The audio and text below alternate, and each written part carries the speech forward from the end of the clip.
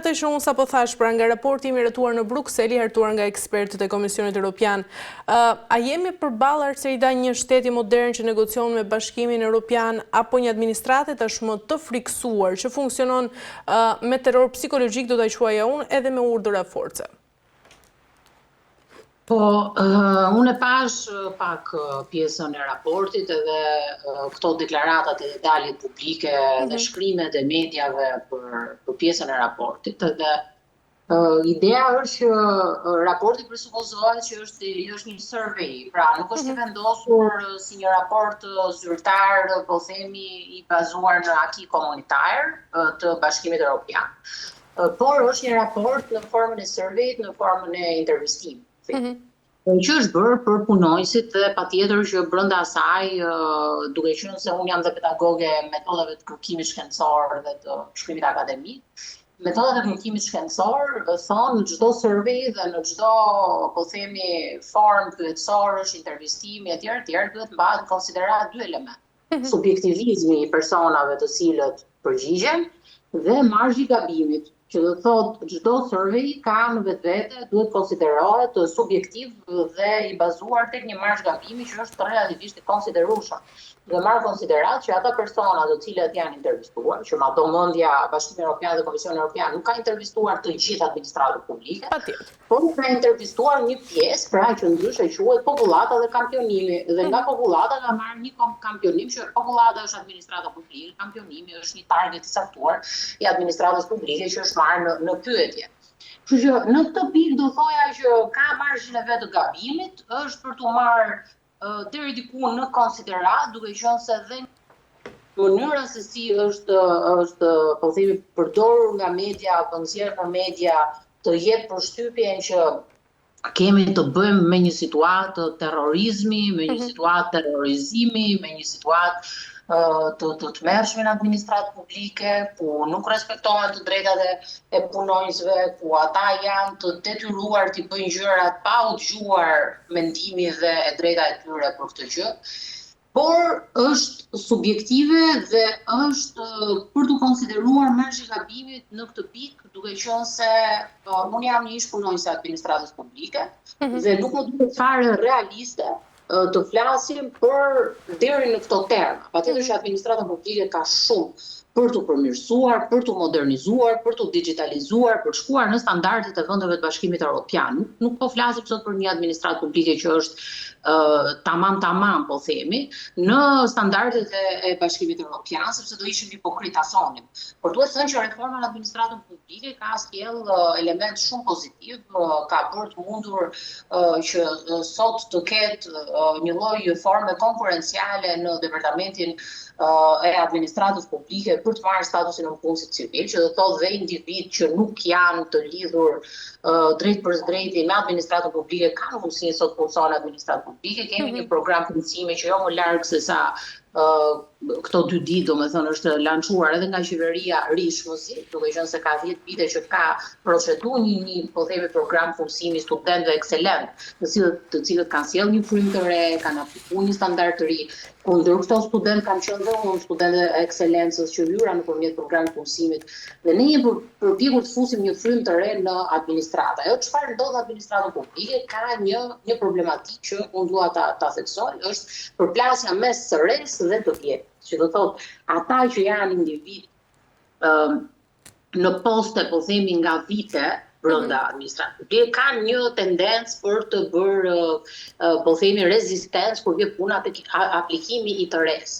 Dhe elementi i dytë që duhet përmirësuar dhe vlen të theksohet është fakti që hierarkia duhet zhburokratizuar pak, që do thotë që, po themi, të mos ketë presion siç thotë dhe Volteri në analizën e vet për zhburokratizimin, që do thotë një farë mënyrë duhet që këto hallkat mos ushtrojnë presion të vazhdueshëm dhe duke ushtruar presion, po themi në mënyrë direkte si rrjedhoje punës goxha intensive me pjesën e deadline-eve, mos ushtrojnë presion shumë të madh ndoshta edhe psikologjik mbi punonësit që ata ta perceptojnë këtë si terror, pra. Domethënë, mos i bëhet puna gati e pamundur. por dhe presioni më i madh që bie patjetër bie mbi ata që kanë edhe punën ekzekutive, që janë në nivel specialistë dhe në nivel përgjegjësish. Kështu që në këtë pikë domethënë nuk duhet ta trajtojmë një çik më me ndjeshmëri dhe patjetër që raporti ka të dhënat e veta, jep qoftë anët pozitive dhe negative të mënyrës funksionalitetit të administratës publike, por mënyra se si interpretohet në media të jep përshtypjen jo po terror deri në vetvrasje etj. Kjo është absurde, domethënë ta themi, sepse ne e kemi të jetuar dhe nuk shkon deri në këto përmasa. Por patjetër ka vend për përmirësim, qoftë në kuadër të transparencës, të efikasitetit, të produktivitetit, të mënyrës se si funksionon. Të ndosja për të thënë se pak hapësirë për frymarrje vetë administratës dhe edhe nga rekomandimet e ekspertëve të huaj, të paktën në kohën kur kam qenë pjesë e administratës, kanë qenë ekspertët e Bashkimit Evropian, të cilët thonin që është mirë të zhburokratizohet pak administrata shqiptare, që do thotë nuk kap se të ketë kaq shumë hallka. Flasim për ministër, për sekretar përgjithshëm, për shef kabineti, flasim për drejtor përgjithshëm, flasim për drejtor, për përgjegjës të sektorit dhe pastaj për specialistin. Specialistit këtu, pra, kjo që interpretohet, pra, si mund të interpretohet raporti, është që specialisti nuk ka shumë frymarrje, sepse i ushtrohet presioni vazhdueshëm nga gjithë hallkat. Dhe ajo që duhet Komisioni Evropian thotë është zhburokratizojeni administratën publike. Jo të na dalin edhe të na thonë që këtu ka regjim terrori, se s'është kjo. Ideja është që ne e dimë që në çdo vend pune presioni më i madh bie mbi ata që bëjnë punën. Praktikisht punën më të madhe. Kështu që le të themi që edhe administrata publike, po dhe sistemi privat, dhe duhet të funksionojë në bazën e eliminimit të hallkave të panevojshme në mënyrë të tillë që në një farë mënyrë punonësit ketë frymarrje, punonësit ketë orare, për shembull të shkurtohet pak orari i administratës publike, sepse efikasiteti i punës nuk është nga ora 8:30 deri në 4:30. Jepet liri që ata të bëjnë edhe të kenë mundësi për shembull të bëjnë punën e tyre part-time, të ketë ndryshime, reformimi për lehtësim të punës së grave në administratën publike që mbajtet barrën e familjes etj. Të lejohet një orar pushimi ku për shembull punonësit e administratës kenë mundësi, sepse çështja e orareve është bërë një stres dhe një tmerr i paparë për ata. Pra, të kemi reform për ta facilituar punën, por në fund të ditës, puna e administratës publike, dhe po ta them si një person që e ka jetuar, nuk është për të gjithë. Dhe këtu t'jemi të qartë. Pra, presioni punës është i lartë, ajo po themi ngarkesa dhe hapësira për shembull e volumit të punës është shumë e madhe, oraret janë të zgjatura dhe puna kërkon nganjëherë edhe punë jashtë orarit zyrtar. Kështu që sepse ne kemi trajtuar gjithmonë administratën publike sikur është luks, po është administratë publike, por nuk është fare luks, se ka një përgjegjësi të jashtëzakonshme, ka një ngarkesë shumë të madhe. Dhe kjo, pra ky raportim në survey i punonjësve që janë marrë si kampionim dhe ka qoftë subjektivizëm dhe marrë zgabimi brenda në rrethana dhe vështirësitë e punës nganjëherë edhe duke marrë konsiderat që janë pak punonjës që bëjnë shumë punë. Më kupton? Atëherë patjetër që do kemi një raport të tillë, por jo se administrata publike nuk ka efikasitet. Apo nuk ka patur element për të vlerësuar në atë që është bërë mirë në administratë publike.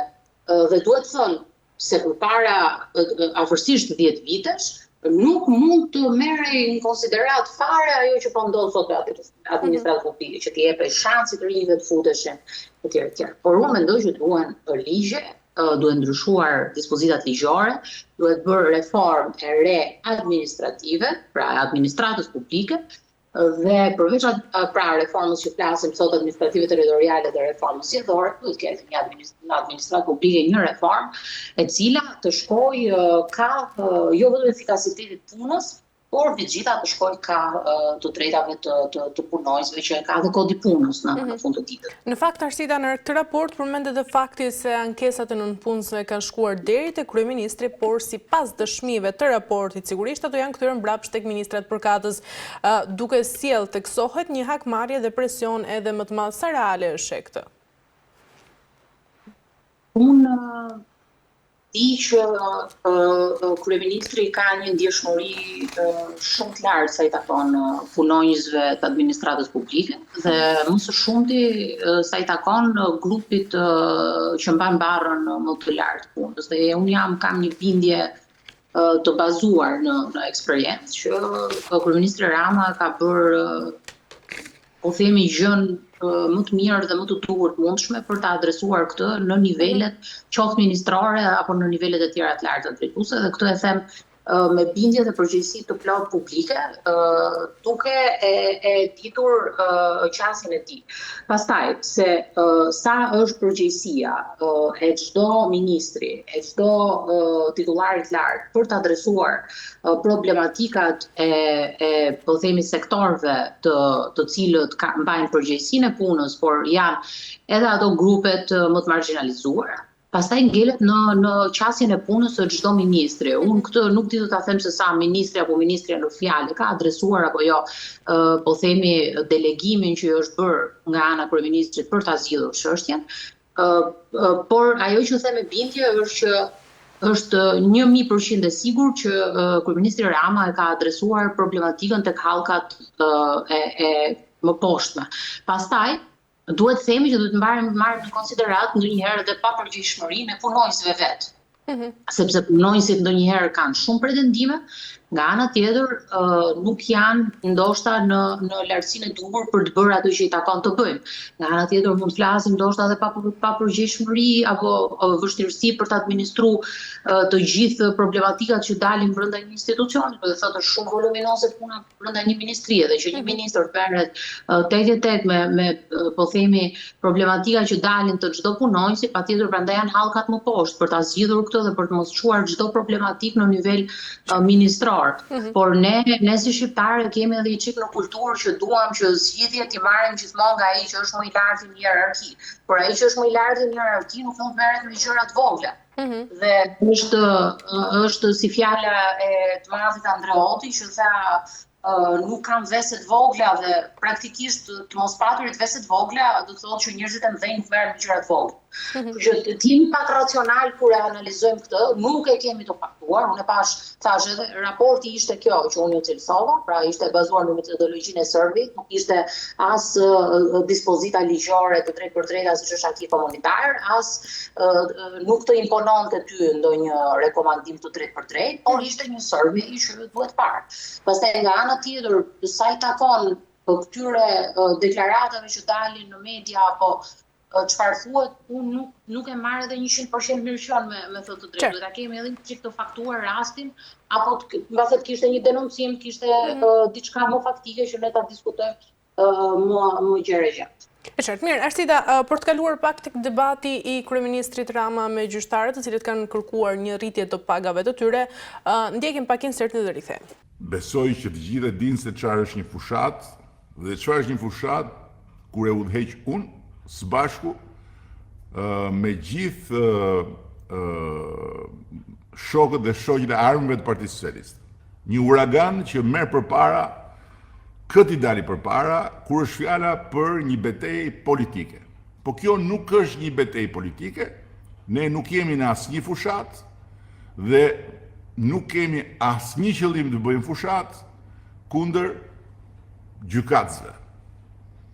Dhe të vetë vendosurit në pozicion e viktimës, ndërkohë që ajo që kjo shoqat po kërkon është absolutisht unikale në historinë e Europës, nuk e bën më të lehtë pozicionin e gjykatësve. E gjithë kjo tymnaj populiste, po kush jeni ju që i jepni vetes të drejtën të bëni përcaktime të tilla? Tymnaj populiste.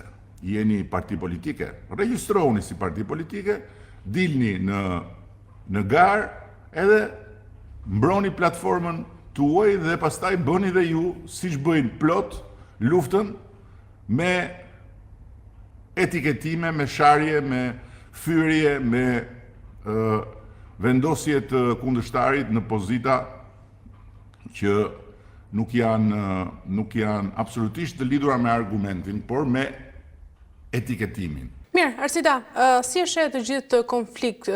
A jemi përballë tashmë një konflikti normal institucional apo është më tej një përplasje e hapur pushtetesh pra mes qeverisë dhe sistemit të drejtësisë?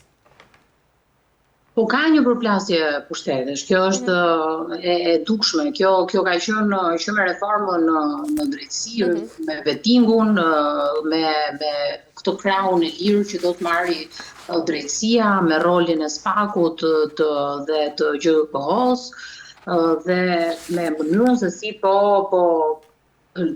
procedon në një farë mënyrë strategjia e drejtësisë së re.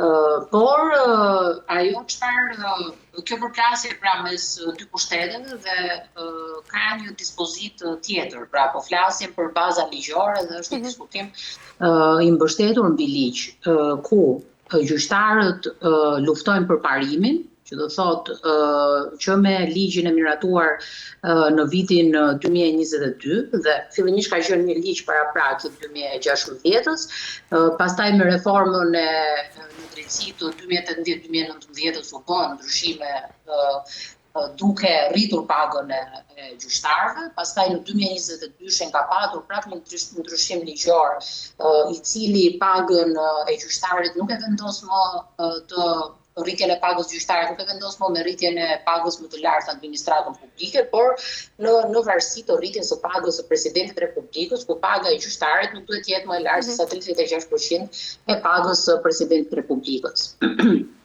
Por, duke qenë se ka patur dhe rritja e pagës presidentit të Republikës është më relative se sa ndryshimet e pagave të tjera, që mund të konsiderojmë këtu pagën e njësisë më të lartë të administratës publike, të sistemit bankar, për Bankës së Shqipërisë, apo edhe të instancave të tjera, atëherë çfarë ka ndodhur me pagat e gjyqtarëve? Ata nuk janë rritur në mënyrë proporcionale me pagat e tjera që janë rritur në administratë publike. Dhe duke qenë se nuk ka patur një rritje proporcionale, duke qenë se ligji përkatësisht citon që duhet që paga e gjyqtarit të rritet proporcionalisht me rritjet e tjera në administratën publike, dhe dispozita pra që paga e gjyqtarit do rritet në bazë të pagës së presidentit, ka çuar në një pretendim ligjor dhe një padi që këta kanë çuar në gjykatën kushtetuese dhe ju kanë drejtuar gjykatës kushtetuese për të përcaktuar pagën e tyre. Dhe sipas kësaj predispozite, gjykata kushtetuese ka tash autonominë pra për të vendosur mbi pagën e gjyqtarëve. Përplasja këtu është me sistemin e pagave dhe mënyrën se sistemi i pagave dhe në përgjithësi pagat vendosen nga qeveria dhe vendosen nga parlamenti. Dhe duke qenë se kjo bie në kundërshti me mënyrën se si funksionon sistemi i pagave dhe indeksimi i pagave në Republikën e Shqipërisë, kryeministri i vendit dhe qeveria kanë dalë në një deklaratë ku dalin, po themi gati në kundërshti të plot me pretendimin që gjykata kushtetuese të ketë autoritetin për të vendosur pagat e gjyqtarëve, gjë që do t'i sillte buxhetit të shtetit një dëm prej 37 miliard lek në, po themi, një vit. Dhe pagat e gjyqtarëve do të kenë një rritje të konsiderueshme duke shkuar 7 deri në 9 milion lek në muaj për gjyqtarët e lartë, gjyqtarët kushtetues dhe përfshihet edhe kategoria e magjistratëve, pra prokurorëve. Dhe të ndodhur në këtë ngërç, pra që është ngërç institucional.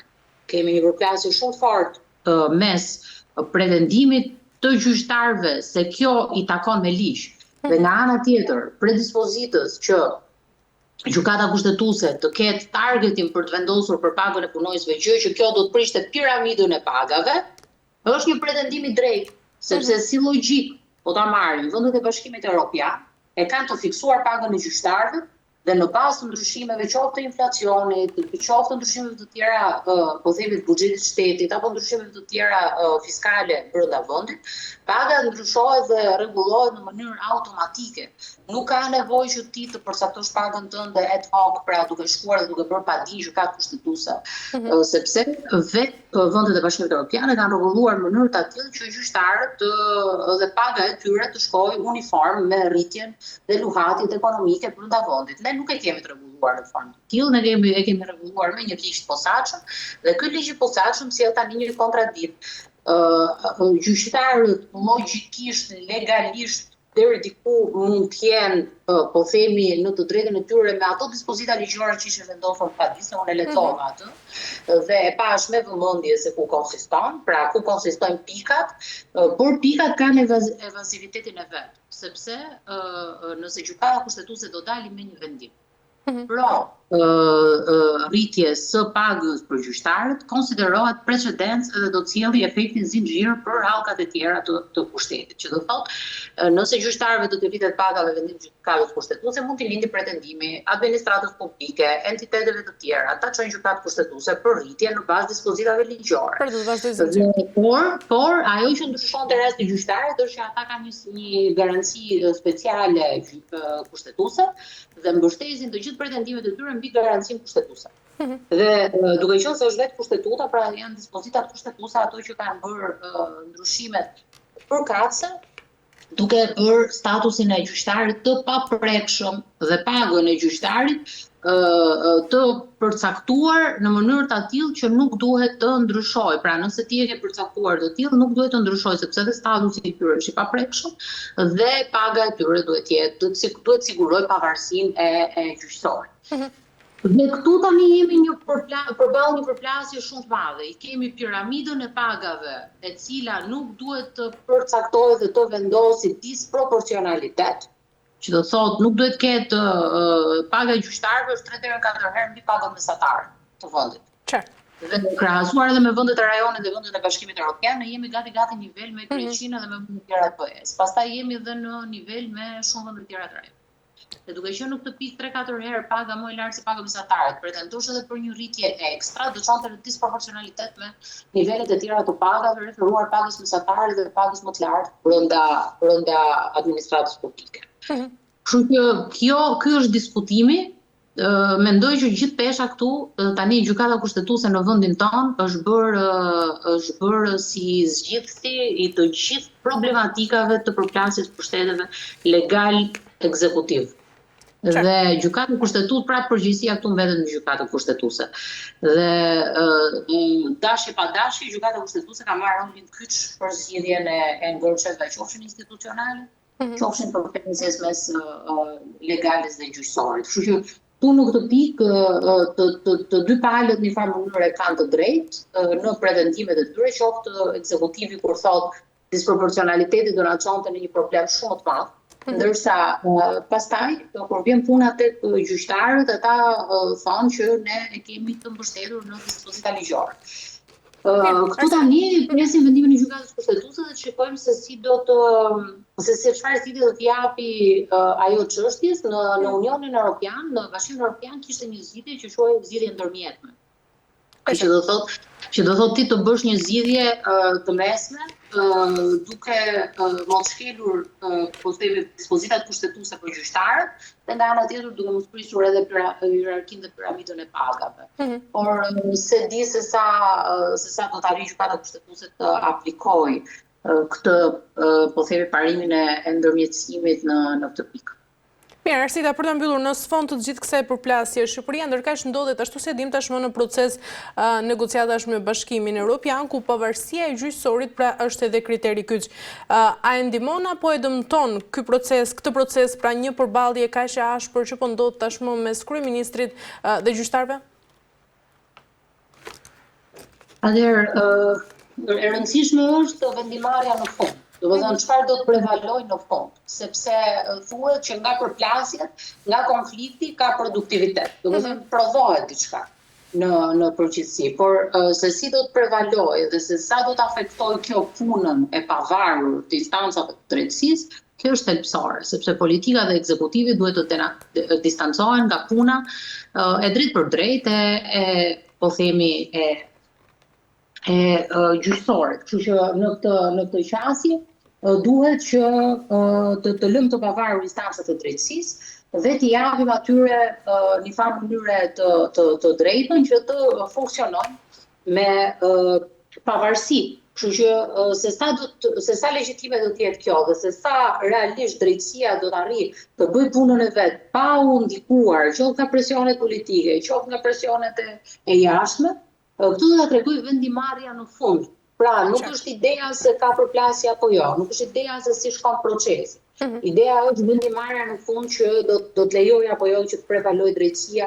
Aty ku kemi fakte dhe po themi element të drejtësisë që duhet ndjekur. Kështu që unë them që nuk ka rëndësi se si e nis, e rëndësishme është si e përfundon. Do të thënë në çdo proces përfundimi është baza kryesore. Nëse ti ndjek një proces të rregullt ligjor, nëse ti në nivel legal e ke çuar çështjen përpara, ke ngritur akuzat, ke mbledhur faktet, etj, dhe nuk je në gjendje si rrjedhoje këtij presioni të japësh një verdikt përfundimtar, atëherë i bie që për çfarë funksioni vetvete shërben procesi. Kështu që e rëndësishme është çfarë vendimarrje do të kemi në fund edhe me çfarë a do përballemi realisht me konsolidimin e kësaj drejtësisë së re, apo do vi drejtësia e re duke u shpërbër si rrjedhoje mos po themi përballimit të presioneve, pastaj çfarë roli do të kenë ndërkombëtarët në këtë pikë. Kështu që le ta shikojmë dhe t'i japim pak kohë për ta parë dhe për